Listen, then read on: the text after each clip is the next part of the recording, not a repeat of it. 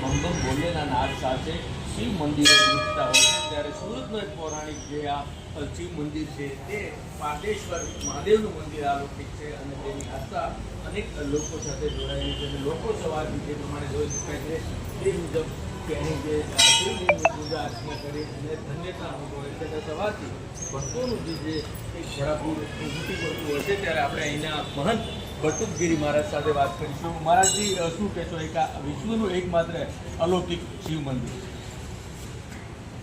સુરત અટલ તીર્થ યાત્રાધામ સર્વ ભક્તોનું હાર્દિક સ્વાગત કરે છે. આવો મિત્ર, શ્રાવણનો છેલ્લો સોમવાર છે અને આ એક વિશ્વનું પ્રથમ શિવલિંગ હું લંડનમાં 2012માં ગયો, ત્યાં 216 કિલોનું શિવલિંગ રાજેશજી ગુરુજીના હસ્તે મૂકેલું છે અને ત્યારબાદ એમને એક વલસાડમાં છે. તેમજ આ વિશ્વનું પ્રથમ શિવલિંગ છે જે 2351 કિલો નાભી સહિતનું શિવલિંગ.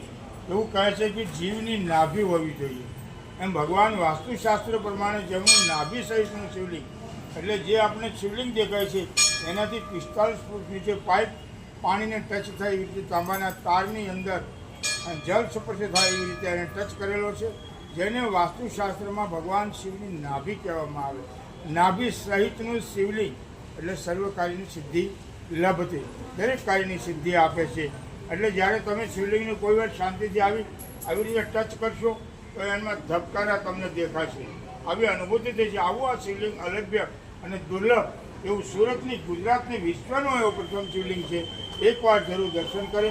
પોતે કોઈ પણ વસ્તુ, એક બિલ્લીપત્ર, એક લોટા જલ કી દાન, ઓ દયાળુ રીજ કે દેતે ચંદ્રમૌલી ફલચાર, ધર્મ અર્થ અને કામ મળી શકે એવું આ શિવલિંગ કોઈ પણ શિવાલયમાં જઈને નમઃ શિવાયના મંત્ર જપીને અભિષેક કરવો. શ્રાવણ માસની દરેક ભાવિક ભક્તોને મંગલ શુભકામના. તમારા જીવનમાં ભગવાન શિવ સુખ શાંતિને સમૃદ્ધિ આપે, એવમ તંદુરસ્તી આપે, સર્વનું કલ્યાણ થાય એવી મંગલ કામના સાથે અટલ તીર્થ યાત્રાધામ સર્વને ઓમ નમઃ શિવાય. બિલકુલ, તો આ એક અલૌકિક જે શિવ મંદિર છે અને તેના